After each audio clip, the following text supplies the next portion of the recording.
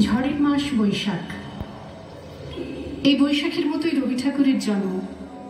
সোনার আশ্বিনে নয়, হিমের রাতের অঘ্রাণে নয়, ফুল রাঙানো ফাগুনে নয়, এই খর ক্ষিপ্র বৈশাখেই তার জন্ম।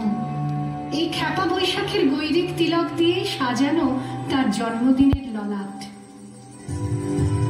বৈশাখে প্রকৃতির নতুন জন্ম, আমাদেরও নতুন জন্ম এই বৈশাখে, 25শে বৈশাখে, রবি ঠাকুরের জন্মদিনে।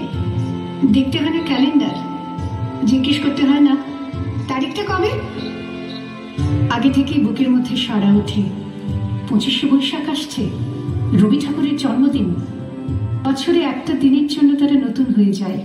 চারপাশে নীলে লালে সবুজে হলুদে রঙিন ফুলের আলপনা, মাঝখানে খয়েরি রঙের সুতোয় রোজ দুপুরের না ঘুমানো চোখে কাজের ক্লান্ত অবসরে বোনা হয়ে চলেছে সেই 4টে লাইন। উদয়ের পথে শুনিকার বাণী, ভয় নাই ওরে ভয় নাই, নিঃশেষে প্রাণ যে করিবে দান, ক্ষয় নাই